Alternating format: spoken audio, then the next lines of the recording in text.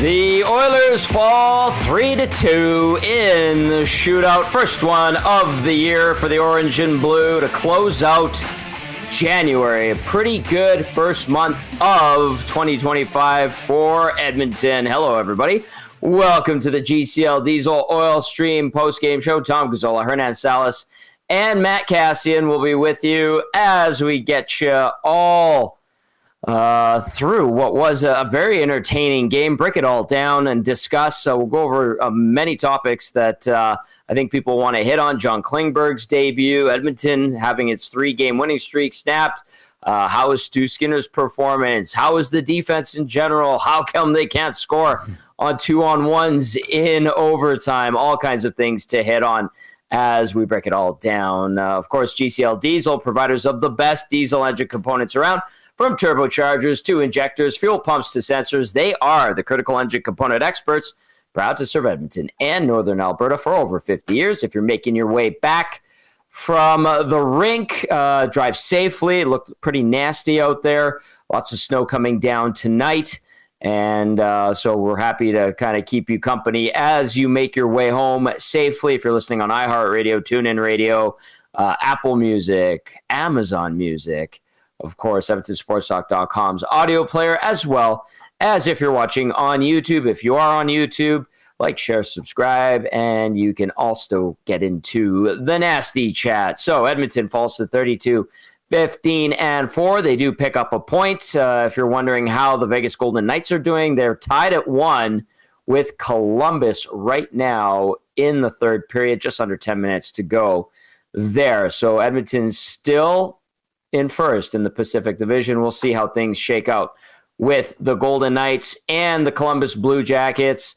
All right, let's get into the scoring summary. I know Hernan's working on some technical stuff. Nat, so are you there? Can you hear me? I can hear you, yes. Hey, there you are. Perfect, yeah. All right. It was a little, sorry, I was just checking where and I. It was a weird situation there. Some mute button was hit, and we were no longer. I could hear you. I could hear you first, and then you couldn't hear me. Are you breaking stuff? But are you breaking stuff? Are you that mad that they lost in a shootout that you're breaking stuff? Every 3-4 games, Tom, there's something new to troubleshoot, but at least I'll be, by the time the season's over, I'll be a pro at this stuff. So, hey, there's only one way to learn. Not upset at all. Okay. I mean, do you want to get the scoring summary and then we can discuss? Or yeah, I can do that. Okay. Shout out and tip of the cap to Matthew Iwanek on his birthday for the assist. He was texting me as we were getting everything solved. So happy birthday, Iwanek. Hope you made it a good one. Appreciate it very much as I also text that to him. All right, let's get into the scoring summary as the Oilers fall 3-2 in the shootout. First one of the year, like we mentioned. A very exciting game, too, I will say. It was all Oilers in the first period. Red Wings come back strong. Third period, even. Overtime, Oilers kill off a penalty and get some big saves from Stu Skinner.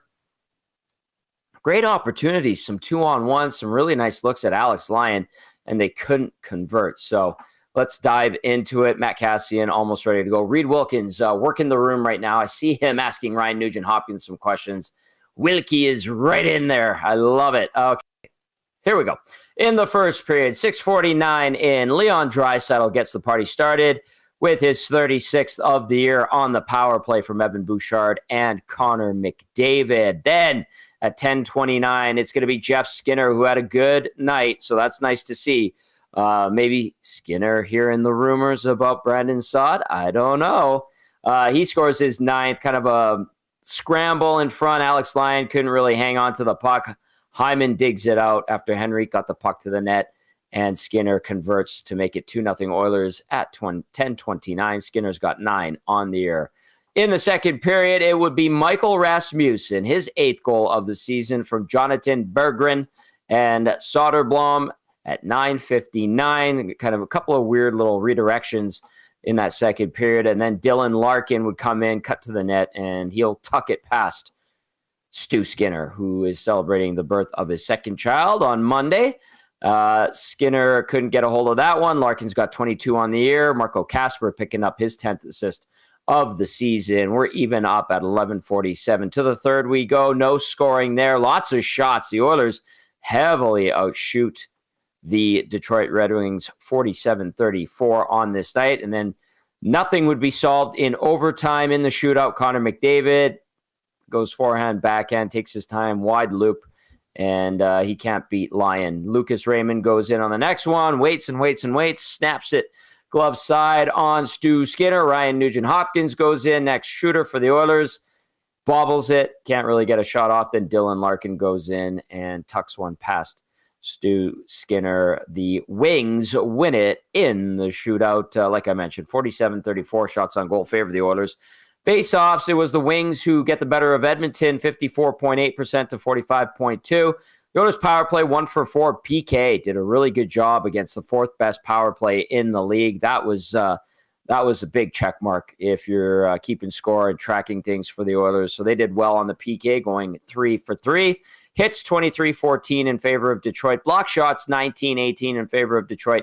19 giveaways for the Red Wings to 18 for the Oilers. Takeaways officially 8 for Edmonton, 5 for Detroit. 3-2 is your final in the shootout. So the Oilers wrap up the month of January with a point, Bettman point, whatever you want to call it, loser point. And they pick up 1, 2, 3, 4, 5, 6, 7, 8, 9, 10 wins. And how many losses as I go through the calendar here? 1, 2, 3. 10, 3, and 1. I would say that's a pretty good month, guys. I know Matt Kassian's almost ready to go, but Nad, so that's a pretty damn good month to start 2025. Yeah, for sure. And that Detroit team's got some speed. Their young defensemen are solid, man. Those guys lay it all on the line. I thought their goaltender was good after the 2-0 goal. A little sloppy by the Oilers, Tom, in that first period. They gave up 2 amazing slot opportunities. Skinner had to make an unbelievable save. And then you saw kind of the Dylan Larkin goal in the second period. In 90 seconds, like Dusty pointed out on the group chat, they gave up 2 breakaways. And that one on the Larkin, it seems like they're all in a good spot, and he just gets by them. I know he's got wheels and all that, but I thought the Oilers were a little bit loose in that third period as well. They had some good looks, too. I mean, Draisaitl hits the bar. Can't be too upset. I thought Stuart Skinner was good on the night. In the shootout, it is what it is. I'm not going to be harsh on him. And to the nasty, some of you sending in Skinner. If that's all you got tonight, like, sorry, I'm not giving in to that, because there's more to this than just bringing up Stuart Skinner constantly when the Oilers lose. Power play, probably want a little bit more. Detroit, I thought, was a little bit too fancy in overtime on their power play. Tom, and listen, it was unlucky too. Connor gets a 2-on-1. Bumbles the puck, and then even before that, Bouchard had him on another 2-on-1, and he unfortunately hit it a little too high right into the bench. So a little bit of bad luck for the Edmonton Oilers tonight as well. But all in all, it was a decent game. I thought they were a little sloppy in their end though at times for my liking, but you got a point, and like you said, a good record in January. You move on for 3 more games, and then you get a nice little break here, Tom. Absolutely. Well said, Hernan Salas. All right, text the 780-218-9999. Get to the nasty chat as well. Let's bring Matt Kassian in. I'm going to rattle off a couple of texts to get the juices flowing, if you will. The Liquid Beaver chiming in says, I thought it was a good game. I didn't realize Detroit is such a fast team. They forecheck hard, still concerned with the Oil's lack of finish on grade A chances. RBM texting in. RBM says, Oil were kind of flat from the second period on in my eyes, despite the shot clock. Can't win them all, but still it kind of felt meh, and they were lacking a little something. Well, move on. Troll chiming in says, wow, what an embarrassing effort after they went up 2-0. It's like they thought the game was over and won. Detroit isn't a very good team, so there was no reason to let them into that game. Also, the McDavid/Draisaitl line needs to split up. They have done nothing together all year, while Leon has been driving his own line. His play is MVP worthy. I really hope they're separated on Saturday. Skinner had to stop that Larkin goal. A Pee-wee could have stopped that. Troll, are you trolling? Or are you being serious now? There was a lot in there. I'm like, whoa. I didn't see, there's no winky emoji. There's nothing like that. So I don't know. But let's bring in Cass for the breakdown. Cass, I can hear him kind of chuckling there. I wasn't looking at the screen. The breakdown brought to you by South Fort Chev with our game analyst, Matt Kassian. Reserve your 2025 Equinox tracks and Traverse now. They won't last long. They've also got the best discounts on 2025 Silverados, and they won't be beat. See dealer for details at www.southfortchev.com. Cass, I thought it was a really entertaining game again. You pick up a point. Should you have had two? Yeah, probably. Detroit's been playing good hockey, and you talked about their speed, and we recognize what they've been doing under Todd McClellan. That was his 12th win, and I think his 17th game coached with the Red Wings. What were some of the things that you really noticed in that game against Detroit tonight? Yeah, no 1-3-1 here as compared to the LA Kings when McClellan coached there. Things I noticed, Detroit's speed, first and foremost. Yeah. That you notice that. I mean, that Larkin Raymond, those two guys can fly. And I think Larkin probably had like 4 or 5 grade A's. Like, he looked really good. I know he gets the goal in the shootout, but he had a couple other really good looks. Stuart Skinner had to make that one really nice toe save on him in the third period. But yeah, hey, Detroit's a scrappy young team that skates well. Mm-hmm. Things that were big factors in the game. I know Edmonton gets one power play goal, but their power play wasn't great. Like, I didn't love their power play. Yeah. And they didn't quite have the finish today, whether it be McDavid bobbling the puck, which doesn't happen too often. Draisaitl had a couple chances around the net where he either held onto the puck too long, didn't execute. Darnell Nurse had a chance to put one in, with a pass where he doesn't get all of it and it rolls on him a little bit. Like, it's a game of they had some missed opportunities. Yes. They had missed opportunities. They could have put it away. They didn't, and they end up losing in the skill competition at the end of the game. But overall, it's still a solid game. I thought Skinner played well. Both Skinners actually played well. Yeah. And hey, Detroit, they battled back. They hung around. Edmonton was a better team through the first 30 minutes, even though they gave up a little bit from their sloppiness, which is another area I guess you could point to say, hey, the sloppiness was there a little bit again for some of the grade A's against. But at the end of the day, guys, they had the opportunities. They didn't finish when they could have. And that's why they don't win the hockey game. But at least they get a point, and we can be happy about that. Well, it doesn't seem like a lot of people are happy about it, guys. I'm looking at the nasty chat right now. Dusty's like, Vegas lost to Chicago and Nashville this month, so let's not act like they don't lose games. They shouldn't. That's a good point. Vegas, when Montreal was just cranking it up, Vegas blew a 2-0 lead in one of their games against the Habs. Like, hey, Edmonton's in sole possession of first place in the Pacific still. Vegas tied at 1 with Columbus, 5 minutes left in the third period there. I'll keep you updated on that one. But it looks like people are really, really pissed off. And yeah, they're losing it. Oh, wow. Okay, I'll go to Stanley and YYC. Says, poor execution all around. We really suck at 2-on-1s for the last little while. Used to be automatic. That was the outcome that the Oilers earned tonight with being too cute, too pretty with their play. Mac says, the good news, there are no shootouts in the playoffs. Sean texting in saying, the Oilers looking ahead to Saturday match with the Leafs after they went up 2-0. Forgot that it was only the first period. Mike in Thunder Bay says, well, I've seen enough. Klingberg is infinitely better than Bouchard. Might as well trade that guy for a bag of pucks. I'm kidding, of course, but I liked what I saw in limited minutes. Nanso, you first. What did you like from John Klingberg in his Oilers debut? Yeah, like his first shift, actually, guys, he made 2 really good, like just one outlet pass, one little subtle pass in his zone to get out. You can tell right away this guy, that's his strong suit, is moving the puck. A few times he was caught flat-footed. And again, that team's fast, boys. Like, they have a lot of fast players. I'm not putting this all on John Klingberg, not at all. I thought he was fine. I really didn't see anything glaring where I was like, ooh, those hips, guys, that might be trouble. I thought he handled himself pretty well. He played almost a regular shift, almost all of them with Matthias Ekholm. Like I said, he moves the puck well. I like his mobility. Defensively, yeah, there's some good. There's a little bit of bad, but in the end, I think you got to be pretty content with what you saw from John Klingberg in his first game in over a year. Cass 16:39 time on ice, -1, 1 shot, 1 giveaway from Klingberg. Yep, but what we expected, kind of in that 15 to 16 minute range, I think just tops over there, and he looked all right. Gets used with a couple of different guys. looked like he was moving well out there. I'll be interested to see more of him and how they utilize and who he kind of, if they start to try to solidify someone for him to play with. But overall, he looked all right out there, guys. For a first game back in over a year, it wasn't like I watched him and I was like, oh, what's going on? Oh, what's he doing? Ooh, that read was bad. I know he gets the dash. I thought positionally on that play, he was fine. Like, that's a long reach around and a beautiful tip. Like, perfect world. Does he find a way to get a stick there? Maybe. But overall, I thought a pretty solid game from Klingberg. Good point, Cass. That tip was nice. It was cool. It was really nice. When I first saw it like live, you're like, how did that go in? And then was it Rasmussen? Was that who tipped that in? Yeah. That was a hell of a tip by that player. 780-218-9999. I'm trying to assess this here. Andy Pandy says this was coming.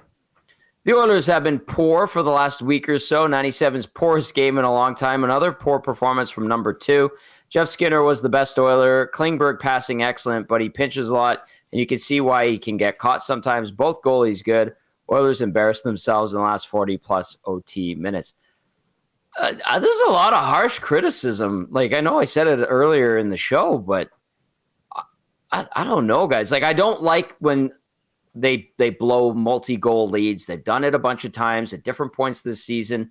They're winning a lot of hockey. They're one of the best teams in the NHL. Like, are we, the collective we, overblowing an overtime loss or shootout loss to one of the hotter teams in the NHL right now? Do you think that's a bit unnecessary? Cass is nodding his head if you're not watching. Because I watched that game. I was like, okay, great first period for the Oil, like I said. Not a great second period for the Oil. Even up in the third. Interesting overtime. Shootout, whatever. The puck bobbled on them. They weren't great in the shootout. They hadn't had one all year. I thought Stu Skinner was okay. I thought he made some nice saves. I don't know, guys. Like, I'm not with everybody on the being angry at this team tonight. No. Why? And they're as you said, Tom, like, you're not going to win every single game the rest of the season. You do still get a point out of this. Yeah. And you're third overall in the league. So, the argument that, this is a team they should have beat. It's like, well, no, they generally do beat the teams they're supposed to beat. And they have continued to do that. So, yeah, don't freak out. And maybe it's just because no one really knows what to freak out about, because it's like you can't blame Stuart Skinner. You can't freak out at Connor McDavid. Like, no one should freak out at Connor McDavid. Oh, bobbles the puck, right? Like, okay, that happened. It's going to happen on occasion. Yeah. Maybe you could say, well, Nude should have buried that one in the shootout where it rolls on him. And listen, it's a skills competition. It's a toss-up. Mm-hmm. Shootouts are a toss-up. Mm-hmm. And you lose the toss-up. You kill the penalty, did a great job killing the penalty in overtime, ultimately end up with the better chances in overtime. So if you want to be upset about their lack of finish because they had chances and they didn't bury it, that's fine. But you shouldn't be, like, upset losing your mind over this one. Like, be disappointed in the loss? Sure. Be disappointed they only got a point. But the sky is not falling because you just lost to Detroit in a shootout. It's not. They put up 47 shots, boys. Like, It's not like the Oilers just sat back. There was that lull in the second period that allowed Detroit to get back in it. And kudos to Detroit, too. They kept working. I thought if the Oilers got that third one, boys, at 3-0, I thought maybe it was lockdown city then and Detroit wouldn't have a chance to get back in it. But that wasn't the case. Oilers came close. We already mentioned the Draisaitl crossbar or the post, whatever you want to call it. Chances on the power play, boys, and just a lot of, they just didn't have luck on their side. Like, look at overtime, 2 2-on-1s. You can't finish one, and the other one just by who knows by how much Evan Bouchard is that close to springing them for a 2-on-1 again, guys. So it's like Reed said, Cass, you made me laugh because I think Reed said it a few days ago. He brought up all these stats that the Oilers have. They're like tops in almost a lot of categories. He goes, they're third, they're first in the Pacific, they're third in the entire NHL. What are we worried about? Like, I know, like for real. It's like going to get Brandon Saad. Then they win 3 in a row, and lose one in overtime. So they still get a loser point or a shootout. You know, and it's like the world is ending. Vegas and Columbus going to overtime, by the way, just so the Golden Knights have matched Edmonton at 6. Oh,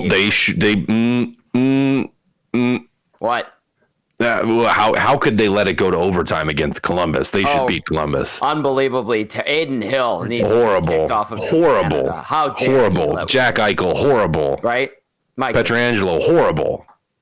By the way, Vegas 3-5-2 in its last 10. We'll see what the outcome is against Columbus. I was just gonna say sometimes, and I'm reading some. I'm kind of laughing. I'm reading the nasty chat. Some good stuff in there as always, but it's like Will Ferrell in Old School when he caught on fire in the mascot suit and he's got the burns and he's in the locker room. He's like, "Nobody freak out. We gotta stick together." And he's the one losing his mind. It feels like it's one of those situations tonight. So I'm not upset. If I was taking an Oilers point of view, an Oilers fan point of view, yes, they could have won that. Yes, they had a great start. Detroit is 12-4-1 since Todd McLellan has taken over. Detroit has now put itself right in the mix for a wild card spot. They're 1 point back after the 2 points they collect today here in Edmonton. And Cam Talbot was saying it's a world of difference under Todd McLellan. They've got a new direction and they're reinvigorated, and they're not a bad team. You can't look at the Detroit Red Wings like one of the doormats of the NHL anymore. They've really started to turn it around, and Todd's not messing around, and they've got good players, and they've awoken, if you will. So I don't think it's as gloom and doom as some are making it out to be. Maybe some people have had some pre-Friday beverages and are just throwing fire and stirring it up. But yes, the Oilers had some bad areas of their game tonight, but I don't think it was as bad as some people are making it out to be. Let's go to a positive before we go back into the inbox. Jeff Skinner. Cass, go first. He back-checked. What a back-check. He back-checked. Yes. Wow. Great back Made check. a nice little play. Back-checked. Bouchard's ass on that play. Totally. He did. And you know what's funny here, Ned? Is that was my very first thought. Is before he caught him, I'm like, oh, people are going to lose it on Bouchard on this one if it goes in. But then Skinner caught him. I'm like, we're probably not going to have to talk about Bouchard in that instance now. But it was a nice back check. A good play. Good play getting back. Goes to the net, gets the goal. A positive game from him. It was a positive game. Where was his minutes at? Let me pull him up because I haven't looked at his minutes yet. Quick update. The Columbus Blue Jackets have won in overtime, right? Ridiculous. Took them 52 seconds. Who got the winner? Adam Fantilli. No, he had the equalizer. Cole Sillinger, his 8th of the year from Zach Werenski and Kent Johnson at 52 seconds. Columbus. How can I feel so bad for Ryan, the hockey guy, who's going to be doing the Golden Knights post-game show tonight. How can they lose that game? They're worthless. They're terrible. Trade everybody. I'm kidding. Yep. Season is over. But Jeff Skinner's line for the night, guys. To jump back to that. Go to it. 1 goal, 1 point, +1. 11:55 on ice. Nice. Now, he played more. Noah Philp played the least at 7:26, but crosses that 10-minute mark, almost crosses the 12-minute mark. 17 shifts. Is at 3 shots, 0 blocks. And as I drag this thing over, still a couple of giveaways, still 2 giveaways, 1 takeaway, which would have been that back check. But yeah, I mean, that is, if a play stands out, he gets a goal. The back check's a big moment, right? Just because everybody sees it. It's a shock. It's a shock. Now, I don't think that instantly means he's not still in danger of being healthy scratched as of right now, most nights. Yeah. But from a confidence standpoint, hey, it was a good defensive play. He hasn't made a ton of those. It's one that'll stand out and something for him to feel good about, which is a positive thing, guys. And guys, like I know this is an Oilers kind of we break down them, but Moritz Seider, 30 minutes tonight, boys. Yeah. That guy, like if you weren't sure about him and you watched him tonight, like you became a fan because that guy is just an outstanding defenseman. He's great. 30 minutes, boys. Okay, couple of nasty chats. I want to hit on a few things. I saw some stuff in the nasty chat. Shaggy and St. Albert. Shaggy, I've got your text queued up too. Kind of curious to hear what Shaggy has to say, but Shaggy goes, Cass thinks Bouchard deserves 10 mil, 10 by 8, 10 mil for 8 years, so can't trust everything he says. Shaggy, I'm going to speak for Cass on this one. I'm going to assume when I heard Cass talking about it or where he dropped it, he's saying what the market is for Bouchard and where he'll probably wind up. That's the common sense logic. And I know I didn't say that's where he deserves to get paid. That's what the market is. He's going to get more than Darnell Nurse. Yes. Start there. And I know people will be like, you can't pay him more than $6 million. What are they doing? It's the market. It has nothing to do with what they deserve. It always comes back to you don't get paid what you're worth. You get paid what you negotiate. And guys, who was on the ice in overtime with McDavid and Draisaitl every single time tonight? Boosh. Was he immaculate with the puck? No. But and this is going to get guys, this is going to go into the summer and it's Boosh is not worth this. Boosh is not worth this. I mean, you can say that about a lot of players in the league, sure. But like you guys said, it's the market. And we're going to have to accept it here. He's going to get a big payday, boys. Whether you like it or not. People won't like it. No, it's just. And I get why. I really do. All right. Someone, I think was it Maverick? No, it was somebody else asked about Brandon Saad. We'll get to that later. I've got some stuff on that. It's got legs, obviously. So let's go to Shaggy and St. Albert texting in. It says, Oilers start good with a couple lucky goals, but have no killer instinct. Allow Wings back in game. Klingberg played okay for his first game in a year. McDavid, another Met game. Oilers seem to have no intensity after getting the 2-0 lead. Wings had better chances the rest of the game. Credit to Skinner for not giving up the third goal. Arvidsson brings no offense. Jeff Skinner will get scratched next game for daring to score a goal again. Back to giving just enough effort to make it to OT. Blew a couple of 2-on-1 chances in OT and go through the motions in shootout. Oilers uninspired effort tonight. Lazy and sloppy play. Loser, OT point. Shaggy bringing up something I'm seeing a lot of in the text line and nasty chat. Victor Arvidsson, guys. Victor Arvidsson tonight. Going back to the stat line from this one, I'll just give people some context on it. Arvidsson ended up playing 12:42, so not a lot of minutes, -1, 3 shots, 2 hits, and 1 giveaway. Where are we at with Victor Arvidsson right now? Cass, start with you. Yeah, he had one good shift where he was in the mix. Like I think he hit, and NHL hits the way they it's always weird. You could hit a guy, but if he doesn't have the puck and you're not disrupting, they don't credit you for a hit. It's kind of dumb, but whatever. So I think he had more than the 2 hits he was credited with, because I think he had 3 in one shift, and that one shift was really good. Like he was engaged and kind of buzzing and bumping some guys. But outside of that, it was like you didn't really notice him again. Looked like he was skating pretty well, but wasn't overly involved in the play. So where am I at on him? Still needs to find another level in his game. He's still not at that or anywhere close. Not that I expect him to be at a playoff level, but he hasn't really had a game that I can think of, even since he came back from injury. And I know he was hurt for a while, that he has played at that level where we're just like, oof, he had a night. Ooh, that was kind of like Arvidsson in the playoffs. Like it's just there needs to be more to his game still. I don't think he's necessarily dragging them down, at least from an overall play standpoint, but he's certainly not making them better. Not doing a fantastic job. You'd have to look, and this is where, guys, so I'll say it here, I've said it before, this is where I'd have to pull up his analytics and the underlying numbers to say, okay, what I'm seeing with Arvidsson is he's not overly creating a lot on the ice. Yeah. I don't think he's overly creating a ton of turnovers. So we need to see more from him. And if I looked at the numbers, they're probably going to say the same thing, where from a goal share standpoint, from a Corsi standpoint, he's probably a little bit on the negative side since he came back from injury. He just hasn't found that next level, and he needs to pick it up. I'll just say that for Arvidsson, he needs to do more. That's why he didn't get a ton of minutes tonight. That's why Corey Perry played more minutes than Arvidsson, because Corey Perry has had more of an impact in the time that he has played and is playing than Arvidsson right now. So for For the Edmonton Oilers, that's a guy that you need to see more out of, that you haven't had enough. I agree. Tom, you and I were early on in the season talking about puck holes, and if you're going to play in the top 6, you have to produce eventually. We all get the hard work part. That's great. Do a good job in that. You're physical. You work your butt off, all that, but you have to produce. And Skinner's taking heat. Nuge is taking heat for the same thing, not producing in the top 6. And I think Arvidsson's getting in that lull now where you're not getting much point production from him. And as hard as he works and you appreciate it and all that, you got to produce when you're with Leon.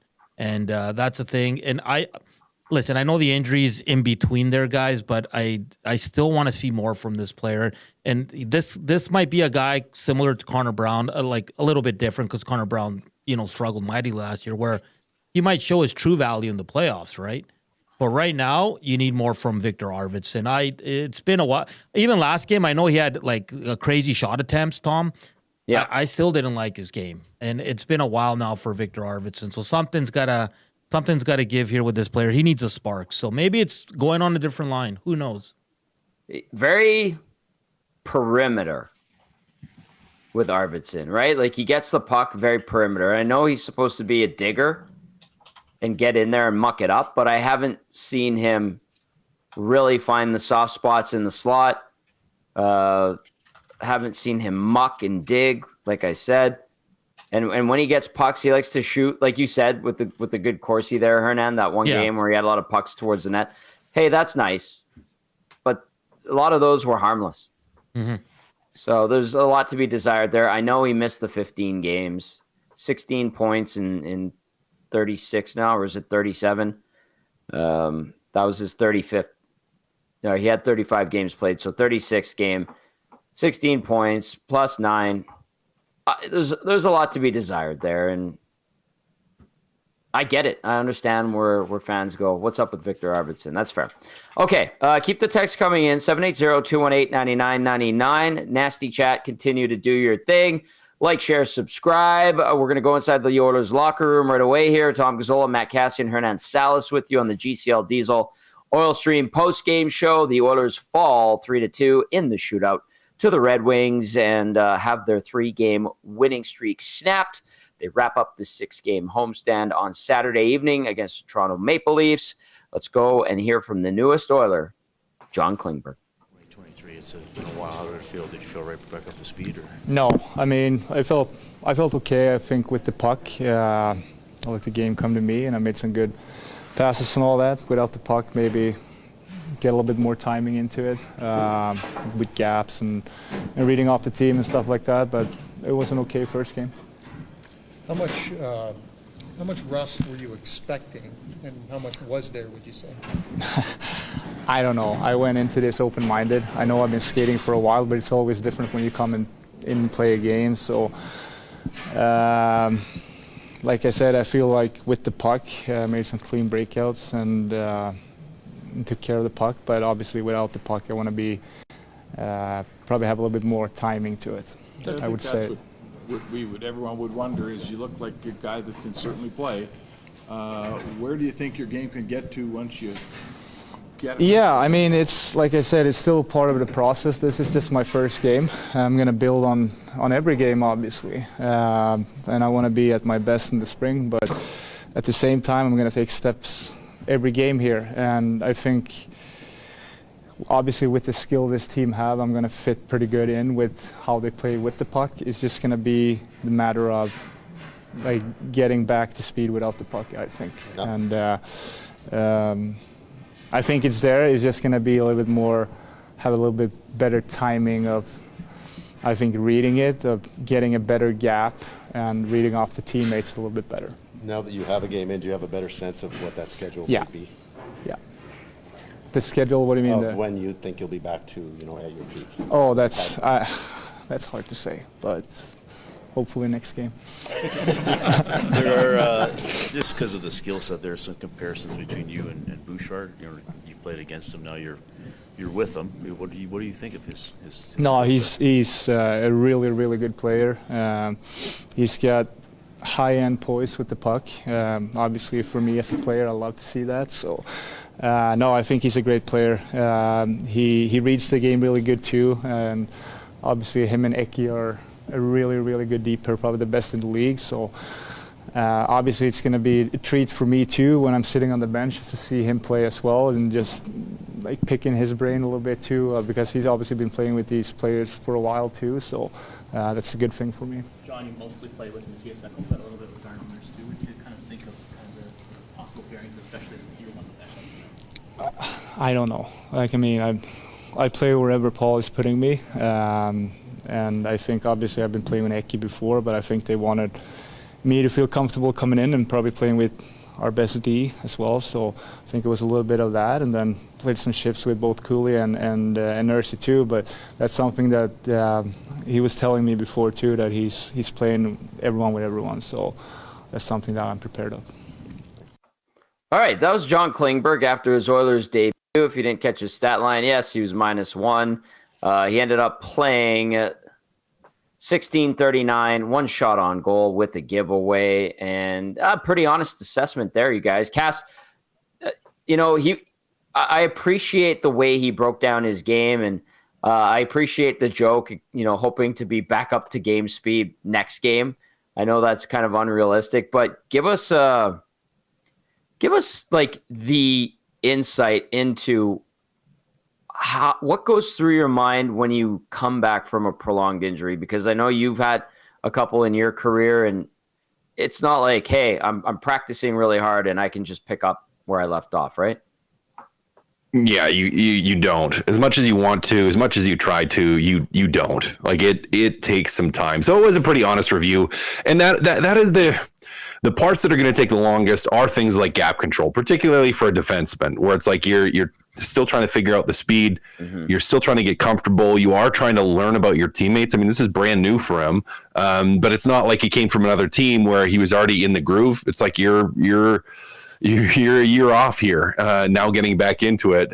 So it's going to take a little bit of time, which is where they used him sparingly to only get to around that 16-minute mark and try to let him play with everybody, see who he's comfortable with, kind of get used to being on the ice with other guys.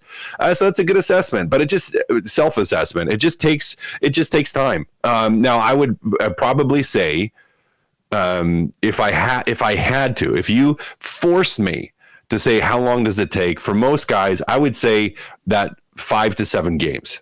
I would say 5 to 7 games. Long now his is even a longer term. Like if we're talking an injury that's like 6 weeks, 7 weeks, 8 weeks, like a 2-month injury, you're probably at that 5 to 7 games. For him, it could be up to 10, which is where it's good to get him in now early.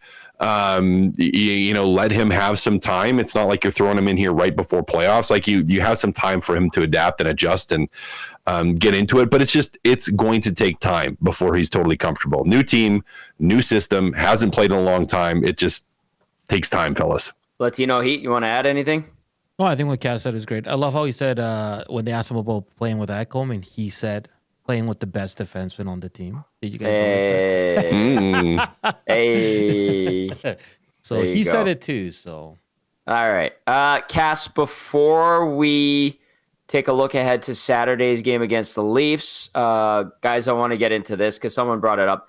The Brandon Saad stuff. Have to wait for Saad for everything to clear out with the contract being terminated. All of that. What I was told last night was like the rumors about him coming to Edmonton true. His name has been discussed by the Oilers in the past. Shocking, obviously. And then if Jeff Skinner wasn't an Oiler right now, then Brandon Saad would have been signed right away. And this would have been So there is a bit of a dilemma there, and there's definitely interest if this does manage to be ironed out and they bring him in, because I still think it's an if, regardless of the mutual interest. Why and where do you put him? I mean, I still lean against not. Like, because he's going to be a guy that has to play in your top 6. And so I'm like, all right, who are you taking out of that top 6? Now, could you try to fit him in? Maybe you could. The only way would be a league minimum. Only way. I think from a cap standpoint, it makes any kind of sense, but it does create a little bit of a cluster of who do you keep, who do you send down as well. What are you doing with the rest of your roster? And then it's like, okay, again, to me, that's not what they need. They don't need a Saad. They don't need someone that's going to go score more goals. Hopefully score more goals. Yeah. They need someone to be a big body to play consistently in the bottom six in the forward group. That's what they need in that forward group. And so to me, it's not the answer.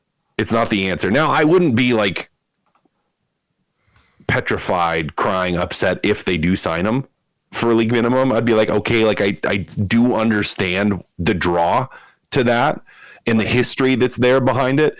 But to me, it's just, you got bigger fish to fry, because it's not to me, it's not an absolute game changer. It's just not. If he was at this point with how he was playing, he'd still be in St. Louis. He has 7 goals on the season. He scored in 3 games, which is exactly it. And then a lot of his minutes this season have been played against the elite players from the opposition. He's been getting caved in. That's a bad sign, Nanso. Yep. And Cass. Yeah, I agree. We said it, like, I think when it broke that his contract was terminated, Gager and I both said it's not really what they need. Now, he's a left winger, guys. He's got the pedigree of winning cups. He's got 2 cups. He's proven he can score. He's scored 20 goals 4 or 5 seasons.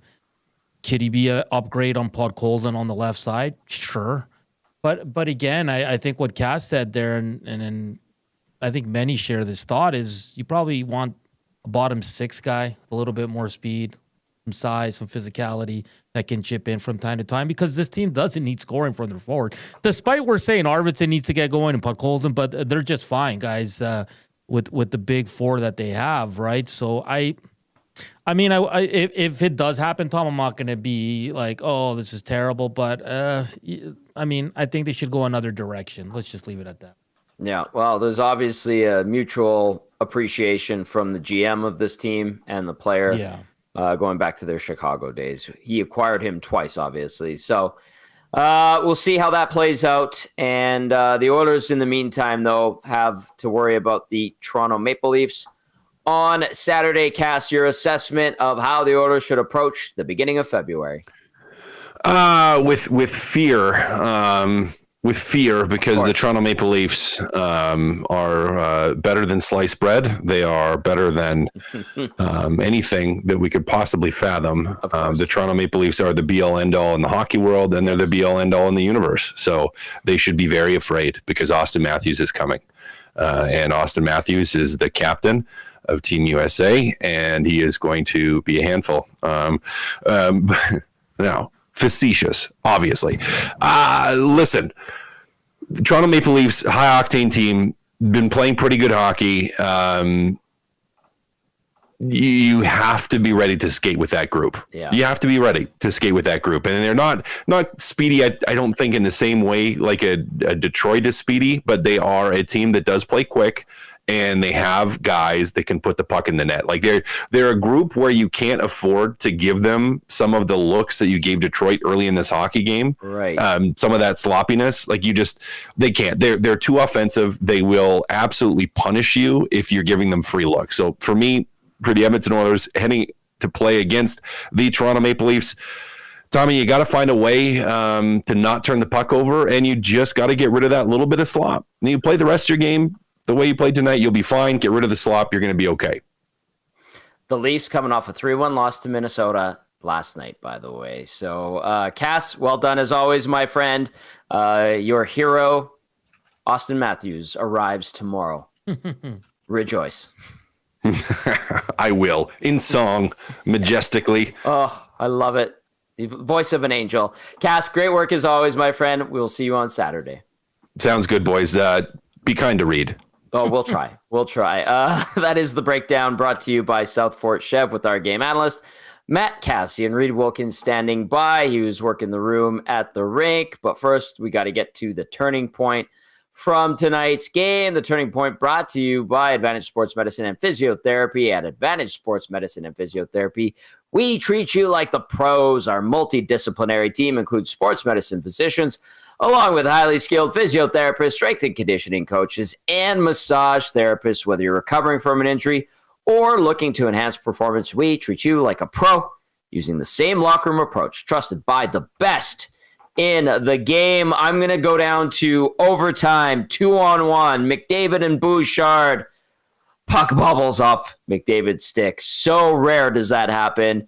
People saying it in the text slide, in the nasty chat, McDavid was meh tonight, and I think that exemplifies it. Turning point allows Detroit an opportunity to take it to the shootout and win it, which they did, even though the Oilers had good pressure after the penalty kill in overtime, highlighted by that 2-on-1 clear-cut red line in, and it's bubbled. That is your Advantage Sports Medicine and Physiotherapy turning point of the game as we welcome in Reed Wilkins, host of the Reed Wilkins Show right here on Edmonton Sports Talk, 3 to 6, Monday to Friday with Jay Milne.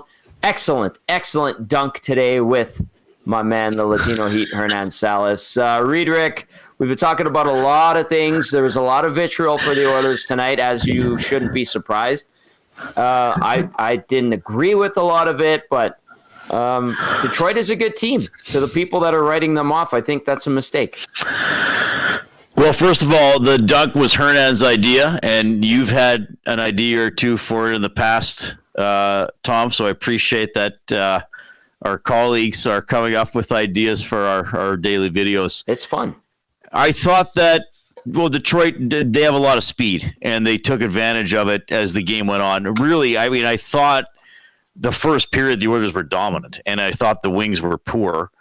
And, Detroit had pretty much nothing going in the first period, and I thought the Oilers, with a little better finish, could have been up by 3 after the first period, and then Draisaitl hit the post in the second period when it was still 2-0.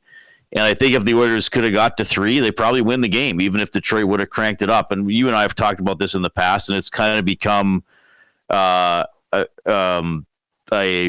point of interest, I guess, in the NHL in recent seasons that a 2-0 lead is not insurmountable. Teams come back from 2 goals all the time, whether they win or not, or tie it or make it interesting. But 2-0, a 2-goal lead, even into the third period, is not what it used to be. You kind of have to get up 3 to really put the other team in a hole and make it a steep hill to climb. Yeah. We saw that when the Oilers had those comebacks, and I know one of them was a 3-goal comeback, but most of the Oilers comebacks when they had that stretch of coming from behind were 2 down. So it's doable. And Detroit did it tonight. I think what I find disappointing from an Oilers perspective tonight is when Detroit cranked it up, I didn't think the Oilers covered it off well enough, I guess, for lack of a better term. They started using stretch passes, which of course all teams want to do. Mm-hmm. And, the Oilers, whether it was just quickness or awareness, they didn't seem to be cleaning those up as well as they could have. And I thought they got a little loose in the neutral zone as well. And then as Detroit shifted the momentum, the Oilers are on their heels instead of on their toes, and Detroit was able to just keep coming. Now, having said that, the last 5 minutes of the game, the Oilers dominated and almost won in regulation time. I mean, they controlled the last 5 minutes of the third. So I thought it was first 25 minutes to Edmonton, next 30 minutes to Detroit, and last 5 minutes to Detroit. So, yeah, I think a little disappointing from an Oilers perspective that, they knew what Detroit was doing and they didn't take care of it. And then, in overtime, they missed some 2-on-1s. Yeah. By McDavid's standards, it probably wasn't a great night for him, even though he still created some stuff. And then I know they were talking about the plays in overtime, and I don't know if you played Nuge yet. By the way, if you're out driving or you, for some reason, you want to go out driving at 11 p.m., don't bother. It's pretty gross out there. But yeah, Nuge was asked about missing the puck in the shootout, and he's like, well, I missed the puck. Like, I had a move and I shot over the puck instead of it's so, that was a gaffe there. But hey, we talked during the day how much of this game would come down to special teams. Well, I think both teams can feel good about their penalty kill, even though Detroit allowed a goal. The Oilers' power play was 1 for 4. So Detroit being 75% on the power play is better than the 69% they came in for the season. And the Oilers were 3 for 3 on the PK, including that massive kill in overtime, which gave them a chance to win. And I thought both goalies were good. Like, I thought both goalies were solid. Yes. And obviously 45 out of 47 for Lyon, 33 out of 35 for Skinner. And Skinner was busier in overtime, including some good saves while they were shorthanded. So, yeah, no, it wasn't a terrible game, but I guess I'll use the word tidy. They just weren't tidy and quite aware enough to shut down Detroit's attack, and Detroit got to have the momentum for too long, and I think that's how they got back into the game. 10-3-1 in the month of January, Riedrich. Pretty good. And I know people have grown accustomed to this team playing well. I feel like they're in a good spot. They can clean this up. They're going to get a stiff test on Saturday night against the Toronto Maple Leafs. Any concern from your point of view? Because, again, you see it on your show. We see it on this show. Some people say, well, there it is. There's the crack. I don't see it. Well, look, there's still a third of the season left, so there will be a tough stretch or two. I don't think it's going to go on 7 or 10 games. It's always raucous when Toronto comes to town. A loss, I said this earlier in the season, going into that road game in Toronto, that a loss to Toronto feels like 5 losses. I can't remember if I said 5 or 3 or 10. So this game feels a little bigger than 2 points on the line because of the rivalry and because of the hatred of Toronto in oil country, for most of oil country anyway. Love it. Are the Leafs only at 1 goal in their last 3 games? Were they shut out twice? Well, they lost 3-1 yesterday. But they had it. I think they were shut out in their previous game. Let me look that up for you. I think they've only scored 1 or 2 goals in their last 3 games. So they're going to be angry. And Berube is going to have them ready to go. Do you know he's from Calahoo? I did know he's from Calahoo. Did you know he did not play for the Golden Bears? I also knew he's not a former U of A Golden Bear. Okay, I appreciate you clarifying on that. 3 goals in their last 3 games, 3-game losing streak, 5-1, 2-1, 3-1. Oh, sorry. I thought they had a shutout in there. My mistake. All good. But yeah, so they haven't been scoring a lot. So that's going to be the storyline for them. I would say this, and I'm not suggesting the Oilers have a major deficiency or, that I think there's going to be a massive losing streak coming up. But we have seen on this homestand, I think, maybe specifically Buffalo and a couple other games at times, including tonight, that they haven't handled, I'll use a basketball term, they haven't defended the fast break as well as I would like. Gotcha. Okay? That's how I'll put it. Okay. Now, I'm not saying this is a fatal flaw that's going to knock them out of where they are in the standings, but I would like to see that corrected, because I think Buffalo got it going, and Buffalo I don't think is as fast as Detroit. No, they got it going. Even Seattle had some moments. So I would think that's a little thing. Now, I'm not going to sit here and suggest, the Oilers aren't fast enough, but I want to keep an eye on this, because now teams are cranking it up, right? We're at that level in the season where you know the old Alex Chason thing. It's a 1 league in the preseason, another one in October, another one in January, and then another one in March. Good so I want to see this now leading to the trade deadline. If it is possibly team speed in the bottom 6, something the Oilers might need to address. And I'm just this is just a mild tease. This is not Reed's coming on and suggesting there's a major deficiency. This is just a mild tease, a seed I'm going to gently plant in the back of my head. And then maybe it'll never grow, but maybe in a couple of weeks we need to talk about it again. Well, not in a couple of weeks, because we'll be in the middle of the thingy tournament. The Four Nations in a month. How dare you disrespect something so prestigious? Tom Gazzola, Reed Wilkins, Hernan, Salas with you here on the GCL Diesel Oil Stream post-game show. The Oilers fall 3-2 in the shootout. First one for the Oilers this year, shootout that is. They will look to bounce back Saturday against the Maple Leafs. Hey, do you want to talk about the Calgary Flames tonight, or do you want to hit on anything else, Oilers?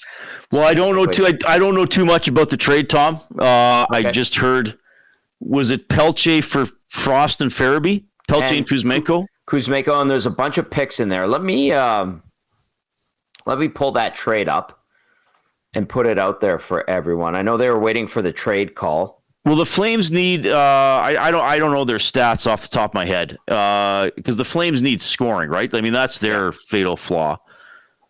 So here it is.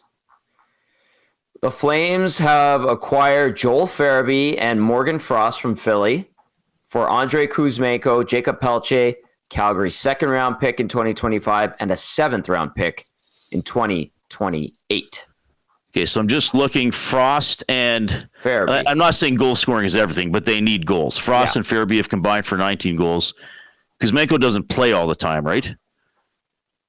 He's like he's bounced around the lineup last I saw. Right. He has 4 goals, and yeah, I'm not gonna suggest I know a ton about these players. Pelche wasn't full time in Calgary either, so I guess the Flames figure they can only get better. They got to take a chance on a couple guys who can maybe score occasionally. I'm not sure how these guys are going to fit into the guys going the other way are going to fit into Philadelphia. But is Philly getting the picks? Who's getting the picks? Philly. Okay, that makes sense. Yeah, because I don't know what those two guys are going to do huge for Philly's lineup. How far are the playoffs are they? Philly is they are 5 points back of Columbus now, who won in Vegas in overtime, by the way. Nanso, did you want to chime in on that trade at all? Did you think anything of it? I have a hard time seeing Kuzmenko filling in with Torts.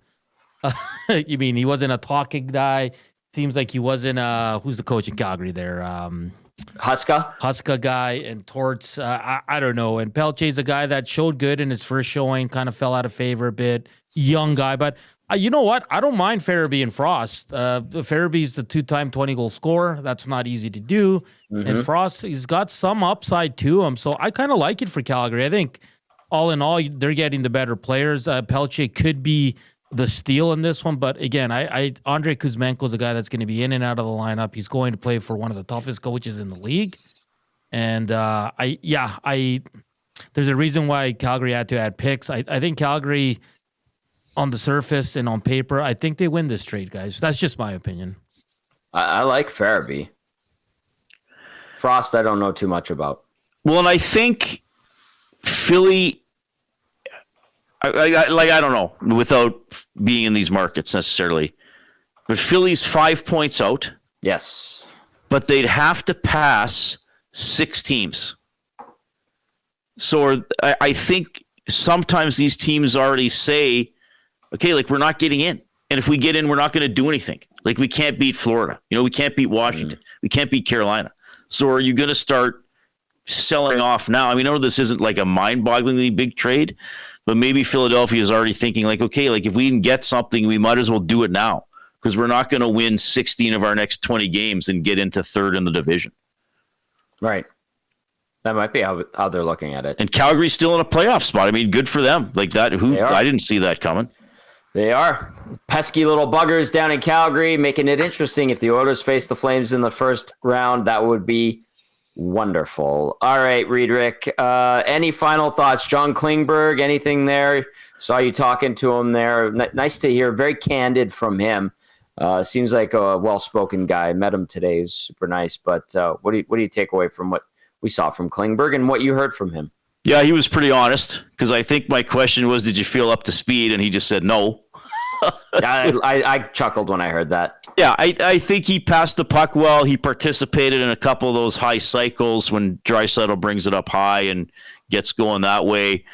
Didn't notice him a ton otherwise, which I guess is good. Mm-hmm. But I think just hope even what did he say? I want to kind of peak in the spring. I mean, the Oilers have made this move for late March and into April.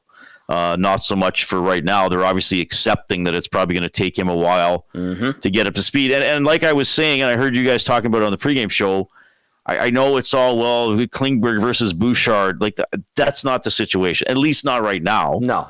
Right now is, I guess the Oilers figure, and I think I would agree with this, 70% of Klingberg's maximum is better than Troy Stecher playing balls out. And that's nothing that, and that's just what we know about Troy Stecher. He plays hard, but he's limited, and sometimes he makes mistakes under pressure. So I guess they figure even Klingberg not at his full self at the moment is better than Stecher. And then maybe in 2 months from now, Klingberg back close to peak form would be pretty incredible on that decor. You never know. Reedwick, fantastic work as always, my friend. Who are you taking first overall in the handsome man draft if you were in my shoes? Patrick Stewart. You know what, man? May the force be with you. Get out of here. All right. See you, Hernan. Reed Wilkins. Good stuff from him. Totally a Star Trek guy. I'm just kidding. That was a Star Wars reference. I did that on purpose. Bye, Reed.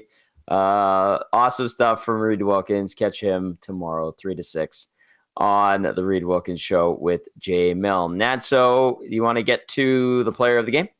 Yeah, let's do it. Let's do the player of the game. Brought to you, as always, by Damon Bunting Real Estate. Damon Bunting now with the agency. Damon Bunting has also been a consistent top-producing realtor in the greater Edmonton area for over 17 years.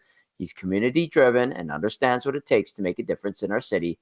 So check him out, DamonBunting.com, or visit his Instagram at Damon Bunting Real Estate. Nancito, ¿qué pasa? I'm going to go to the other team. Alex Lyon. He was very good. He was excellent. After the first 2 goals, he was unbeatable. 45 saves on the night, Tom. 957 save percentage. Thought he was a difference in the game. A very close Moritz Seider for playing 30 minutes on the +1. That kid's an absolute stud. So Alex Lyon gets the Damon Bunting player of the game for the agency. Nicely done. Atif. This guy. We're going to wrap up with a couple texts here, a couple minutes left. Atif texts in, good to hear from you, Wheels, says, good evening, gentlemen. I just got home and I got stuck in a few snowbanks on the way home from the game. Lots of snow. Just kidding. I got home safe and sound. The Detroit Red Wings deserved the win tonight. They played very well. So did the Oilers, but Detroit was better. We'll get the Leafs on Saturday. How did you think our new guy did tonight, Atif? Atif, we went over John Klingberg. I hope you had your wheels lit up with the LEDs tonight. That way, if you did actually get stuck, everybody would be able to see you and help you. Get some rest, buddy. Rob from LA texting in says, all these fans pooping on Bouchard. Have they watched McAvoy in Boston? He's a gambler as well, but because he plays physical and the Boston media kisses his butt, he's the greatest thing ever. Pull your head out, says Rob from LA. Good text, Rob. Good to hear from you. Dirk texts in and says, hey, guys, the ice was horrible tonight. Both teams were bobbling the puck. Might as well use a tennis ball. Thanks, Dirk. And then Mike from Calgary says, it should have been 4-0 in the first, but take the point. But is there another team in the NHL that blows a 2-goal lead consistently like the Oilers? Mike, yes. I think at the midway point of the season, I think 45% of the games in the NHL had deficits and comebacks in those games. Many of them 2 goals or more. So it's been the year of the comeback. It's not just an Oilers thing. It has been all around the NHL. I was trying to pull up the midway point stats that the NHL sent us. I couldn't get that. I got caught up in something else. I was reading the Nasty chat. You guys have been funny tonight. I've been enjoying some of the posts. Timber Woodsman says, I'm mad at the glass banger on the first wing shooter in the shootout. Sit the hell down, says Timber Woodsman. I hope this was good for everyone. A little bit therapeutic. You lose the point. You gain a point. You still sit first in the Pacific because Vegas lost in overtime as well. Nancito, any final thoughts? Yeah, Saturday, always fun when the good old Toronto Maple Leafs come to town. And I tell you that, they dropped that game. I think I'm going to be angry. So today I was very chill. I wasn't too upset, but that's a game you got to have. Toronto's kind of, I think they've beat the last 2 or 3 against the Oilers. So Oilers got to show up, got to be a little bit better, not as loose. And let's go. Saturday should be fun. Early game as well, Tommy. So, yeah, look forward to it, bud. Hey, who do I take first overall tomorrow? Tom Selleck or David Hasselhoff? Ooh, I'm kidding. I'm Selleck. Okay. He's Fantastic, I guess. Yeah. All right, that's going to do it for the GCL Diesel Oil Stream post-game show. Yes, the Oilers fall in the shootout to the Detroit Red Wings. They go 1-0-1 against Detroit this season. Edmonton still sits first in the Pacific Division, tied with Vegas at 68 points. The Oilers have the tiebreaker. They're back in action Saturday, 5 o'clock against the Maple Leafs. We'll be on the air at 4 p.m. For Matt Kassian, Reed Wilkins, and the Latino Heat, Hernan Salas, I'm Tom Gazzola saying thank you for watching. Thank you for listening. You know we love you. You know we appreciate you. Get home safe if you're driving. Bundle up. Stay warm. See you in the morning. Ciao for now.